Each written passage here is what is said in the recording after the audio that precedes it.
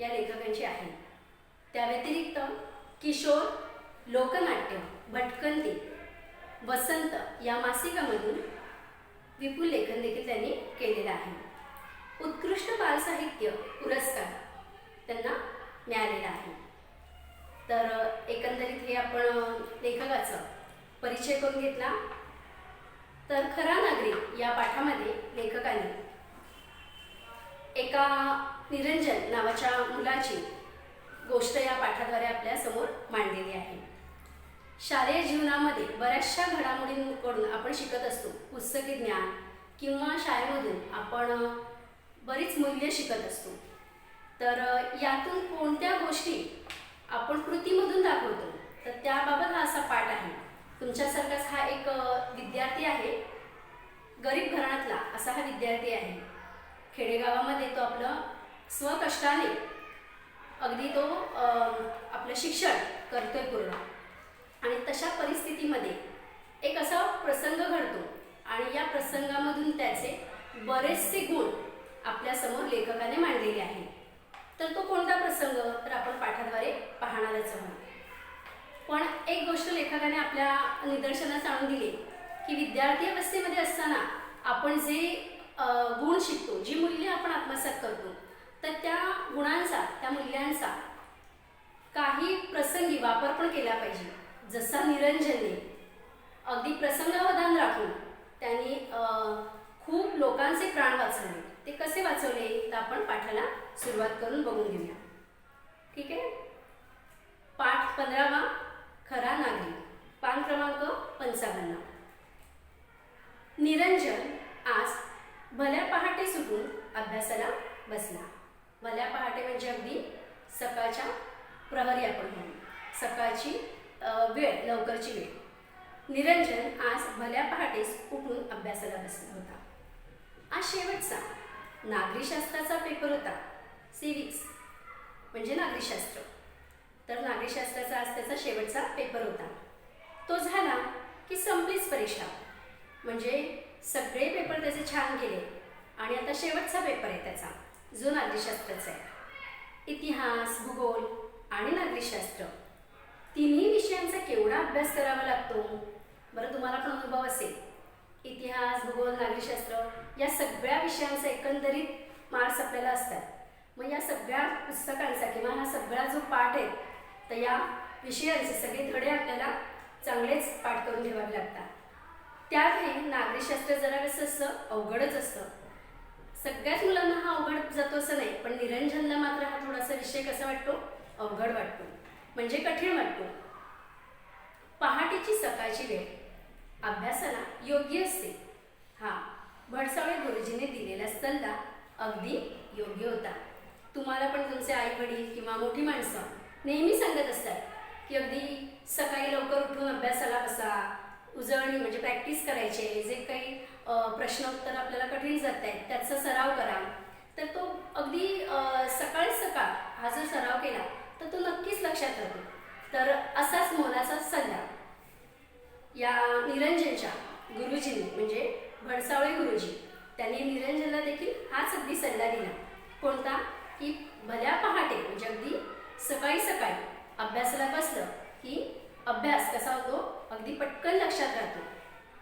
सकाळच्या टवटवीत आणि प्रसन्न वातावरणात अभ्यास खूप छान होतो। बघा, सकाळचं वातावरण कसं असतं, आल्हाददायक असतं। आपली झोप पूर्ण झालेली असते, त्यामुळे आपण देखील फ्रेश असतो।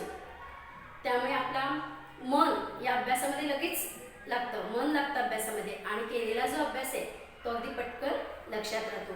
त्या व्यतिरिक्त आजूबाजूचं वातावरण पाहिलं तर सकाळच्या वेळी कसं असतं, आजूबाजूचं वातावरण अगदी शांत असतं, आल्हाददायक असतं आणि त्यामुळे साहजिकच काय होतं की कॉन्सन्ट्रेट होतो अभ्यासामध्ये। प्रसन्न वातावरणात अभ्यास खूप छान होतो। शरीरही पुरेशा विश्रांतीमुळे कसं झालेलं असतं, ताजतवानं बनलेलं असतं। प्रसन्न वातावरणामुळे मनही अभ्यासात चटकन लागतं। हवेत सुखद गारवा असतो। दुपारच्या वेळेला वगैरे थोडंसं उकडतं आपल्याला, पण सकाळच्या वेळेला खूप असं फ्रेश वाटतं आणि हवेमध्ये देखील गारवा असतो। दुरून एखादी भुपाळी किंवा रेडिओवरचं आवडतं भक्तिगीत ऐकू येत असतं. भुपाळी भुपाळी म्हणजे देवाला हे एक भुपाळी हे एक संगीताचा प्रकार आहे आणि देवाला पहाटे जाग करण्याच्या उद्देशाने काय केलं जाते की भुपाळी गायली जाते. भारतीय संस्कृतीतील हे एक आपण काय म्हणू गायनाचा हा एक प्रकार आहे भुपाळी.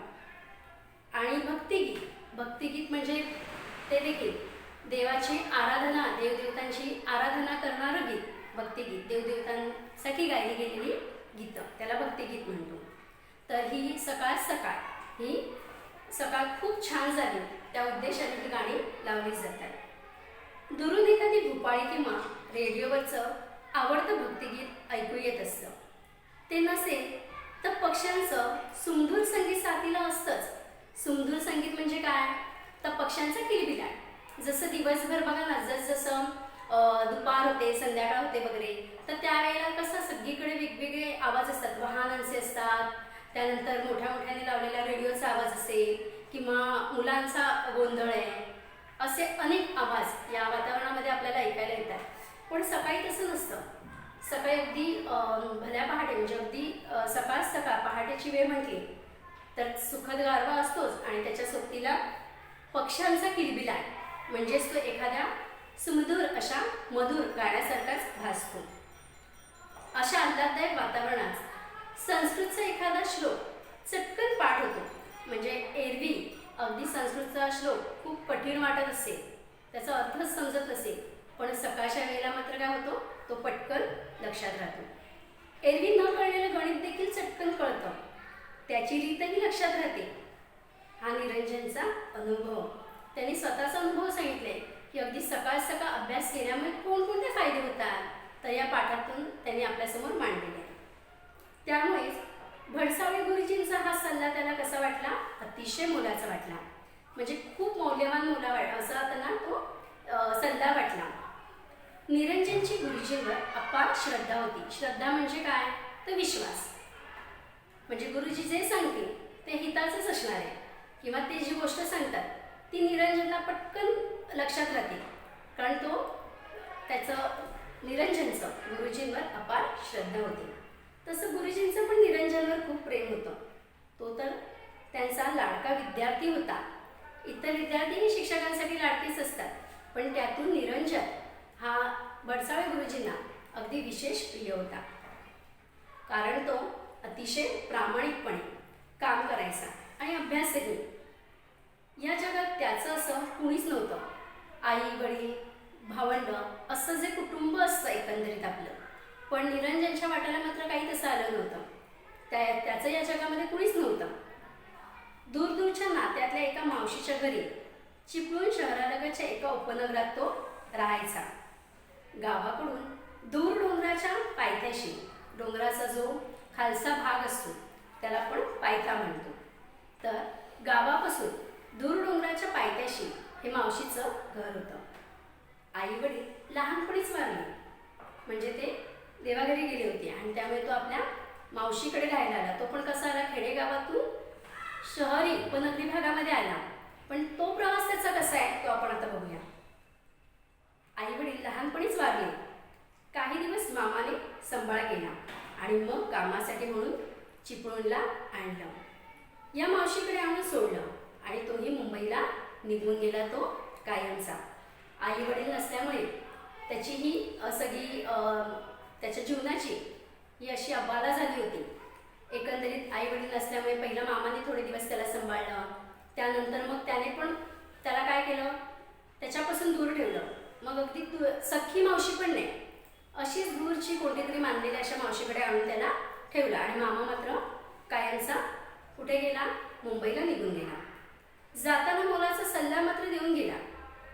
हा जो सल्ला दिला तो निरंजनसाठी हा सल्ला मुलाचा का होता तर त्याला मामाने काय सांगितलं होतं, रडत बसू नको, शेण गोठा वगैरे पडतील, जी पडतील ती सारी कामं कर. कारण आता निरंजन आई वडिलांकडे राहत असताना तो गोष्ट वेगळी होती. आई वडिलांच्या छत्रछायेखाली मुलांना खूप सोयीसुविधा मिळतात, बरोबर की नाही. पण इथे मात्र काय झालं होतं, निरंजन पोरगा होता, आई वडील नव्हते. त्यामुळे त्याला स्वतःच असं आपलं कोणी नव्हतं आणि त्यामुळे साहजिकच आहे त्या परिस्थितीमध्ये सगळं करणं, इतरांनी सांगितलेली कामं करणं आणि त्यानंतर उरलेल्या वेळामध्ये अभ्यास करणं हे त्याचं नित्यक्रम झाला होता. मावशी देईल ते खा आणि तेच राहा. मावशी तुला शाळेतही घालणार आहे. बरोबरून त्याला हे मामाने दिलेले उपदेश की तू दुसऱ्यांच्या घरी राहतोयस, त्यामुळे साहजिकच अभ्यासाव्यतिरिक्त तुला अनेक कामं करावी लागतील आणि ती तू करायचीच. मामा गेला तो पुन्हा परतला नाही. मात्र लहानगा निरंजन मावशीच्या घरी प्रामाणिकपणे काम करायचा. निरंजन हा खरं स्वावलंबी होता. त्याला परिस्थितीची जाणीव होती. आई वडील नाहीये तर त्याचा त्यांनी दुरुपयोग नाही घेतला. तर उलट त्याने काय केलं, प्रामाणिकपणे आहे त्या परिस्थितीला सामोरं जाऊन त्याने आपलं शिक्षण मात्र चालू ठेवलं. मावशीच्या घरी प्रामाणिकपणे काम करायचा. घरातल्या सर्वांशी त्याने जमवून घेतलं आणि शाळेत नाव दाखल केलं. आहे त्या परिस्थिती म्हणजे एक तर स्वतःचं घर नाही आहे, त्यात मावशीच्या घरी राहतोय. खूप बिकट परिस्थिती होती. तेथील मावशीची जी मुलं आहेत त्यांच्याशी सामावून घेणं, त्यांच्याशी जमवून घेणं, कोणताही हट्ट न करणं, या सगळ्या परिस्थितीला फेस करत करत तो शिकत होता. सर्वांशी जमवून घेतलं आणि शाळेत नाव दाखल केलं. मावशीची परिस्थिती यथातथाच होती, म्हणजे जेमतेम. मावशी पण निरंजन ज्या मावशीच्या घरी राहत होता त्या मावशीची परिस्थिती पण खूप अगदी श्रीमंत धनवान वगैरे होती असं नाही. यथातथाच होती, म्हणजे अगदी जेमतेम. आपण म्हणतो ना अगदी मोजकंच मिळवणं आणि तेवढंच खाणं, अगदी हातावरचं पोट. तर त्यामुळे असल्याने निरंजन वार लावून जेवायचा. वार लावून ही संकल्पना पूर्वीच्या काळची. वार लावणं म्हणजे काय, तर काही जे संत असतात किंवा विद्यार्थी असतात किंवा असे काही एखाद्या ठिकाणी कामकाज करायला आलेले आहेत, तर अशांना काय होतं की तिथे त्यांना स्वतःचं पोट भरण्यासाठी त्यांना पोटभर अन्न मिळत नसतं आणि खाण्यापिण्याची त्यांची अबळा होती. म्हणजे थोडं आपण काय म्हणू, खाण्यापिण्यापासून त्यांना थोडंसं दूर राहावं लागतं. मग असं होता कामा नये, त्यांना पोटभर अन्न मिळावं.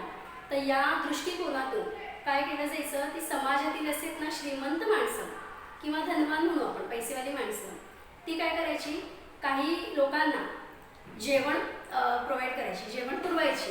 मग सकाळच्या वेळेला त्यांच्या पंक्तीत 10 माणसं असतील किंवा रात्रीच्या जेवणाला असतील 10-15 माणसं.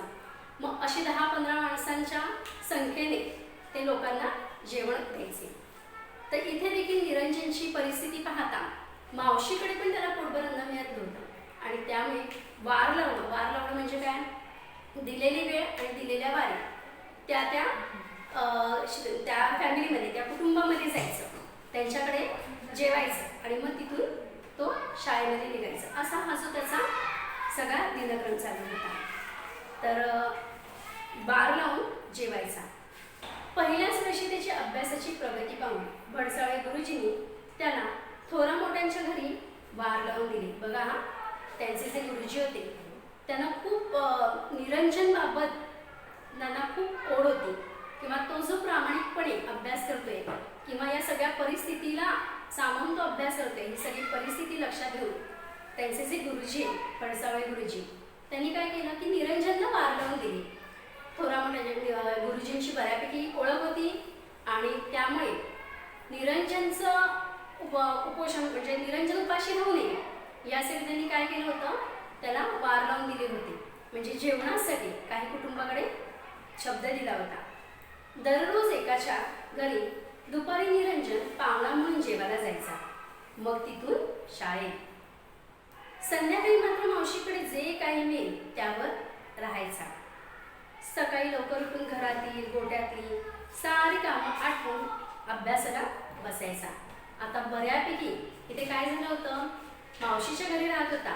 मावशीला तसं परवडतही नव्हतं निरंजनला ठेवणं, त्याचा सांभाळ करणं, पण त्या परिस्थितीमधून देखील ती हे सगळं करत होती.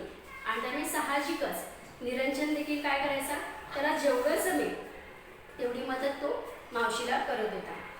सगळी कामं जी काही जमतील ती सगळी कामं तो करून मग अभ्यासाला बसायचा. पण असं नाही ना केलं, त्यांनी समतोल राखला. अभ्यास आणि घरची कामं या दोन्ही गोष्टींमध्ये त्यांनी समतोल राखला. परिस्थितीची जाणीव असल्या कारणाने तो स्वावलंबी झाला. स्वतःची कामं स्वतः करून मावशीला मदत करून त्या व्यतिरिक्त तो अभ्यासासाठी वेळ काढायचा. तर अशा पद्धतीने निरंजनने बऱ्याच पद्धतीने कशी तशी उपजीविका आपली सुरुवात केली होती करायला. तर या पुढचा जो पाठ आहे तो आपण पुढच्या तासिकेला बघणार आहोत.